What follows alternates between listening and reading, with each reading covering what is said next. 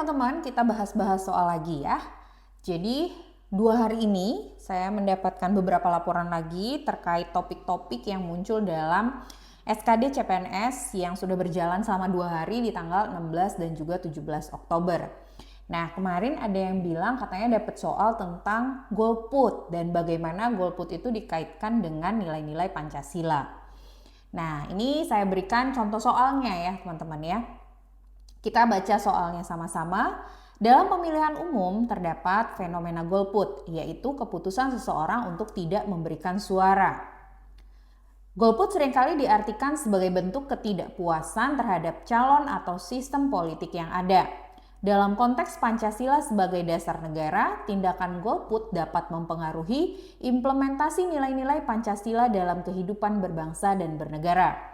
Pertanyaannya, apa korelasi antara golput dalam pemilihan umum dengan nilai-nilai Pancasila? Jadi ini inti dari pertanyaan dari soal ini. Apakah yang A, golput mencerminkan sifat individualisme yang sejalan dengan nilai-nilai kemanusiaan yang adil dan beradab dalam Pancasila? Atau yang B, tindakan golput dapat dianggap sebagai pengabaian terhadap kewajiban warga negara yang bertentangan dengan prinsip keadilan sosial bagi seluruh rakyat Indonesia. Yang C, golput adalah hak individu yang sejalan dengan prinsip demokrasi yang terkandung dalam Pancasila sehingga tidak berpengaruh terhadap keberlangsungan negara.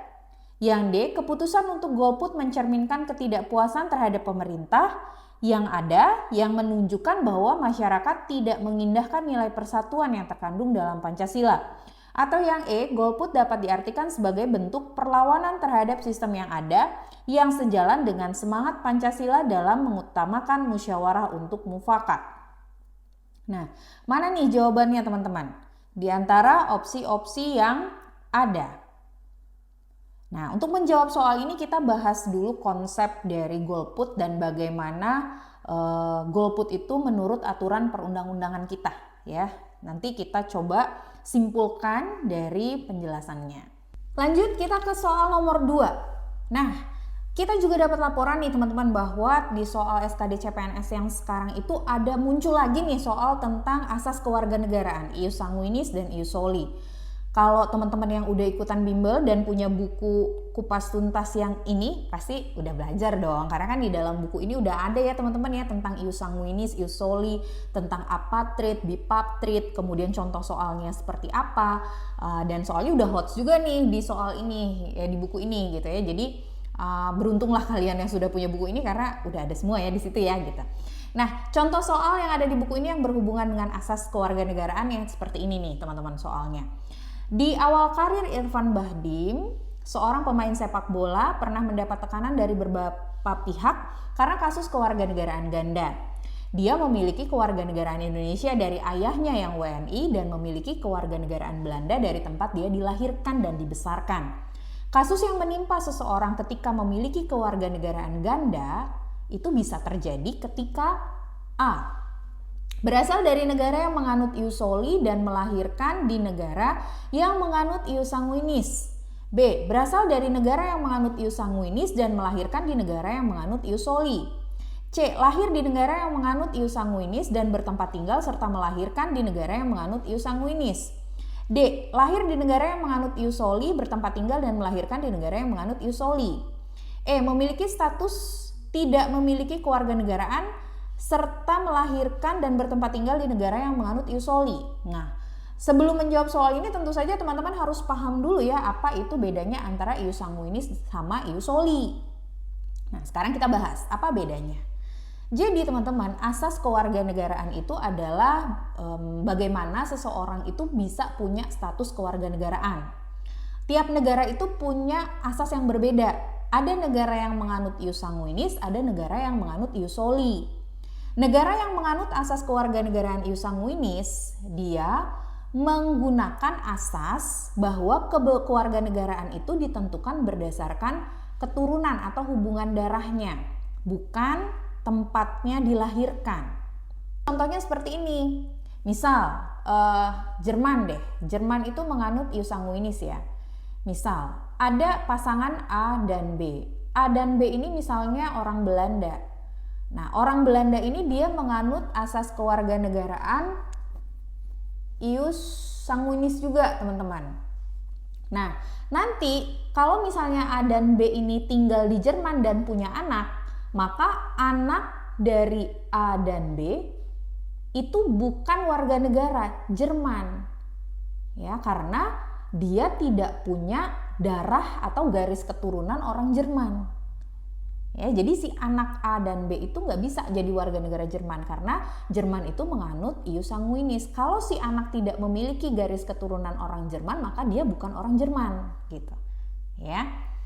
Nah, terus ada lagi yang menganut ius soli, teman-teman. Ius soli ini adalah asas yang menentukan kewarganegaraan berdasarkan tempat lahirnya. Meskipun orang tuanya itu tidak berasal dari negara tersebut. Contoh, Amerika Serikat. Amerika Serikat ini dia menganut ius soli, ya. Misal ada orang Indonesia, A dan B misalnya orang Indonesia. Nah, terus nanti kalau si A dan B itu punya anak di Amerika Serikat, dia misalnya tinggal sebagai pekerja gitu ya di Amerika Serikat, terus dia punya anak, maka anaknya si A dan B itu secara otomatis jadi warga negara Amerika, gitu. Karena semua anak yang lahir di Amerika itu dia menjadi warga negara Amerika Serikat, ya. Untuk gampang ngapalinnya, ingat aja ini, sanguinis. Sanguin itu darah, teman-teman. Ya, sanguin itu darah. Jadi kalau kalau negara yang menganut ius sanguinis, dia harus punya pertalian darah baru dia jadi warga negaranya, gitu. Kalau ius soli itu akar katanya adalah soil, ya. Soil itu kalau bahasa Inggris itu kan tanah, gitu ya. Jadi dia berdasarkan tanah kelahirannya. Kalau sanguinis itu ada atau tidaknya pertalian darah, gitu. Oke. Nah, dari kedua asas ini, teman-teman, maka nanti bisa muncul ada masalah kewarganegaraan, ya. Yang bisa muncul itu adalah ada kondisi yang namanya apatrid. A itu tidak, patrid itu kewarganegaraan. Jadi apatrid itu tidak punya status kewarganegaraan. Kok bisa orang tidak punya status kewarganegaraan? Jadi apatrid atau tidak punya status kewarganegaraan itu bisa terjadi ketika si anak lahir di negara A yang menganut asas ius sanguinis, sementara orang tuanya berkewarganegaraan B yang menganut asas ius soli. Gitu. Jadi misalnya si anak, ada orang tua A plus B yang mereka di negara asalnya itu menganut ius soli. Terus misalnya si A plus B ini punya anak. Anaknya A plus B misalnya lahir di negara ius sanguinis. Nah, nanti si anak ini jadi nggak punya kewarganegaraan. Kenapa? Karena dia lahir di negara ius sanguinis, sedangkan orang tuanya tidak punya darah keturunan negara tersebut, maka dia nggak bisa jadi warga negara di sana. Ya. Nah, sedangkan di negara orang tuanya dan negara asal orang tuanya, dia juga nggak bisa jadi warga negara karena negaranya itu menganut siapa yang lahir di sana baru disebut warga negara, gitu. Jadi si anak tuh bingung kan, dia nggak bisa di negara tempatnya lahir karena di negara tempat lahir dia ius sanguinis, dia nggak lahir di negara orang tuanya yang menganut ius soli, gitu. Kemudian ada lagi kondisi yang namanya bipatrid. Bi itu dua, patrid itu kewarganegaraan atau berkewarganegaraan ganda. Nah, anak yang lahir bipatrid itu biasanya karena misalnya dia lahir di negara A menganut asas ius soli, sementara orang tuanya adalah warga negara B yang menganut asas ius sanguinis. Misal nih, si A plus B itu dia warga negara Jerman misal. Terus mereka ini tinggal di AS, terus nanti punya anak. Nah, anak dari A plus B karena AS itu menganut ius soli, maka nanti anak dari A plus B otomatis dapat kewarganegaraan Jerman karena Jerman menganut ius sanguinis, dan juga dapat kewarganegaraan dari Amerika karena Amerika mengandung ius soli, gitu. Mana nih berarti jawabannya? Katanya kan di sini si Irfan Bahdim itu kewarganegaraannya ganda, ya kan? Tadi kewarganegaraan ganda itu bisa terjadi ketika anak itu lahir di negara yang ius soli dan orang tuanya berasal dari negara yang menganut ius sanguini. Jawabannya jadi yang B. Selanjutnya kita bahas lagi soal yang berhubungan dengan topik yang kemarin muncul ya. Nah, kemarin juga banyak yang laporan tuh katanya tugas-tugas lembaga negara tuh banyak loh Kak yang keluar gitu, terutama MA dan MK. Sebenarnya sih dari tahun ke tahun emang udah rutin ya keluar ya peranan dari MA dan MK gitu. Nah, ini saya berikan contoh terkait peranan dari MK, teman-teman. Sebuah lembaga negara di Indonesia mengajukan sengketa kewenangan terhadap lembaga negara lainnya ke Mahkamah Konstitusi atau MK. Dalam konteks ini, Mahkamah Konstitusi memiliki tugas dan tanggung jawab tertentu berdasarkan Undang-Undang Dasar Negara Republik Indonesia tahun 1945. Apa saja tugas dan tanggung jawab Mahkamah Konstitusi dalam menyelesaikan sengketa kewenangan antar lembaga negara? Apakah yang A, menetapkan peraturan perundang-undangan yang mengatur kewenangan lembaga negara? B, mengadili dan memutuskan sengketa kewenangan antar lembaga negara sesuai dengan ketentuan hukum yang berlaku? C, mengawasi pelaksanaan anggaran negara oleh lembaga-lembaga negara. D, memberikan rekomendasi kepada lembaga legislatif mengenai perubahan undang-undang. E, menyelesaikan sengketa antar individu yang mengklaim haknya berdasarkan Undang-Undang Dasar 1945.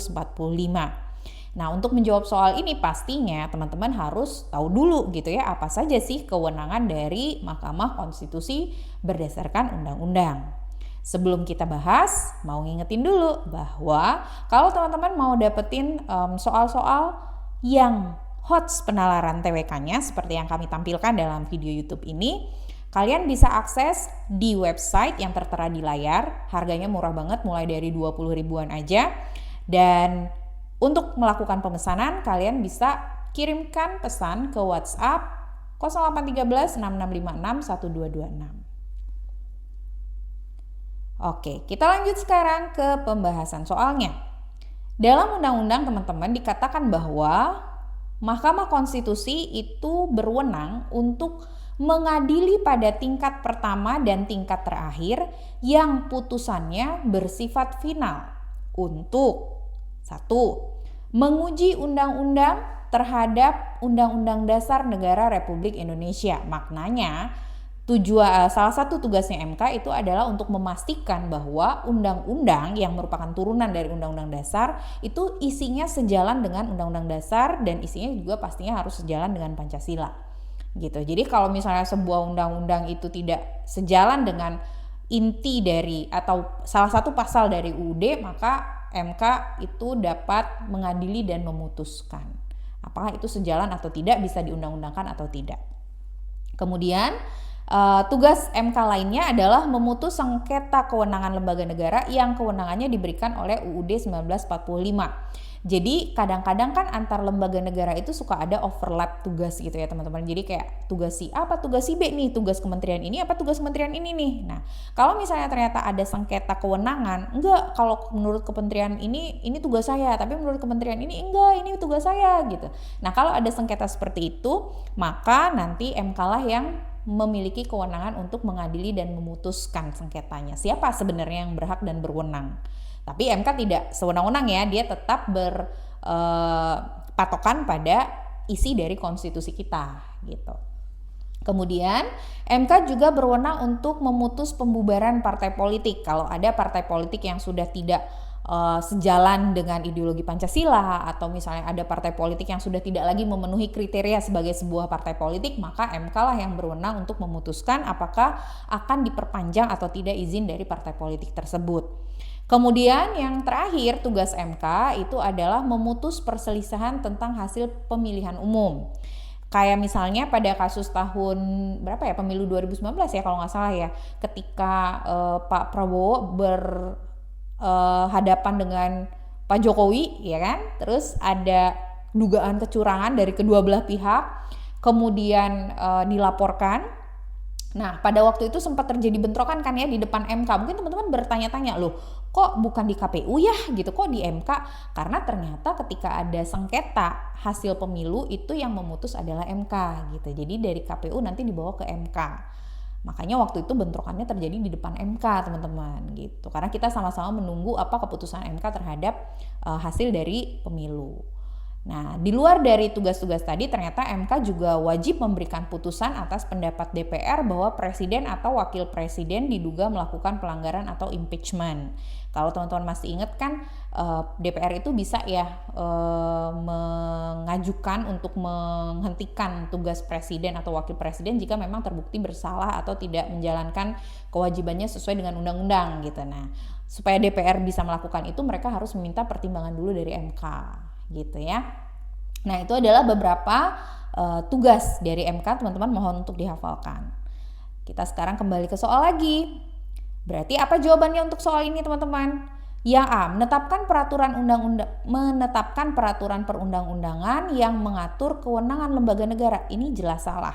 Karena MK itu tidak punya wewenang dalam membuat undang-undang. Yang membuat undang-undang itu adalah DPR. Ya, jadi ini salah, bukan tugasnya MK. Yang B, mengadili dan memutuskan sengketa kewenangan antar lembaga negara. Betul. Yang C, mengawasi pelaksanaan anggaran negara. Tidak. Yang mengawasi pelaksanaan anggaran negara itu adalah BPK, ya kan? Dan juga DPR dan juga DPD. Terus, memberikan rekomendasi kepada lembaga legislatif mengenai perubahan undang-undang. Tidak, bukan rekomendasi perubahan undang-undang, tapi memutus gitu ya, apakah sebuah undang-undang itu sesuai atau tidak sesuai dengan UUD 1945. Yang E, menyelesaikan sengketa antar individu yang mengklaim haknya berdasarkan Undang-Undang Dasar 1945. Tidak ya. Jadi MK itu tidak bicara tentang sengketa antar individu, tapi dia bicara tentang sengketa antar lembaga negara. Nah, berdasarkan konsep tadi, maka jawaban yang tepat untuk soal ini adalah yang B. Soal terakhir, katanya ada juga nih teman-teman keluar tentang bela negara ya, tapi lebih spesifiknya terkait konteks segitiga pertahanan negara ya. Apa itu segitiga pertahanan negara? Nanti kita bahas. Kita lihat dulu contoh soalnya. Dalam konteks segitiga pertahanan negara, peran masyarakat sangat penting untuk menjaga stabilitas dan keamanan negara. Apa seharusnya yang dilakukan oleh masyarakat untuk mengoptimalkan perannya dalam bela negara? Yang A, masyarakat berkolaborasi dengan TNI dan Polri dalam menyusun rencana mitigasi risiko bencana dan keamanan. Yang B, masyarakat membangun kesadaran kolektif mengenai pentingnya bela negara tanpa harus terlibat dalam kegiatan politik praktis. Yang C, masyarakat secara aktif menginisiasi program-program lokal untuk mendukung ketahanan pangan dan energi nasional. Yang D, masyarakat terlibat dalam dialog terbuka mengenai isu-isu keamanan yang dapat mengancam stabilitas nasional. Yang E, masyarakat mengumpulkan data mengenai potensi ancaman keamanan tanpa melibatkan pihak berwenang. Nah, yang mana nih jawabannya teman-teman kira-kira? Sebelum kita jawab, seperti biasa kita pahami dulu dong konsepnya. Nggak bisa ya kita ngerjain soal TWK kalau kita nggak paham konsep. Jadi kalian tuh jangan fokus pada soal, tapi kalian nggak menguasai konsepnya. Karena kalau kalian mau ngerjain soal penalaran dengan baik dan benar, kalian harus paham betul konsepnya, ya. Soal penalaran itu kan sebenarnya bagaimana kita mengevaluasi, menganalisis, dan juga melakukan tindakan yang sesuai dengan konsep, teman-teman. Gitu. Jadi penguasaan konsep itu yang utama.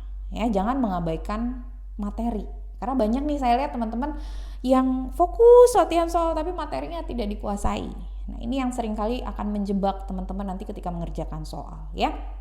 Oke, kita kembali ke topik kita. Tadi kita bicara tentang segitiga pertahanan negara. Apa itu segitiga pertahanan negara? Jadi teman-teman, ini konsep segitiga pertahanan negara yang saya ambil dari websitenya Lemhanas ya. Jadi di situ dikatakan bahwa sistem pertahanan negara kita itu fokus untuk menjaga kedaulatan negara, ya. Bagaimana kita menjaga kedaulatan negara, bagaimana kita menjaga keutuhan wilayah negara kita, dan juga bagaimana kita menjaga keselamatan bangsa. Ya, jadi tidak hanya bicara bagaimana supaya Indonesia itu tetap ada, tapi juga bagaimana Indonesia itu tetap ada dan tetap utuh kita. Kita punya berapa provinsi, ya semua provinsi itu tetap bersatu gitu, tidak ada yang terpisah. Dan juga bagaimana kita bicara tentang selain kita utuh dan berdaulat, kita juga bicara tentang kemajuan, kesejahteraan gitu. Ya, jadi 3 hal ini adalah inti dari bagaimana kita mempertahankan sebuah negara. Nah, dalam pelaksanaannya teman-teman untuk menjaga keutuhan wilayah, kedaulatan negara, dan keselamatan bangsa, ada 3 yang berperan. Yang pertama adalah TNI, yang kedua adalah Polri, dan yang ketiga adalah masyarakat. Ya, jadi untuk mencapai ketiga ini dibutuhkan peran serta aktif dari 3 komponen, yaitu TNI, Polri, dan masyarakat. Nah, 3 komponen ini teman-teman dia memiliki tugas dan fungsi yang berbeda-beda. Jadi kalian jangan anggap kerjanya TNI sama Polri itu sama, beda ya. TNI itu dia bertugas untuk menjaga kedaulatan wilayah negara, ya, dan juga mengamankan kepentingan nasional.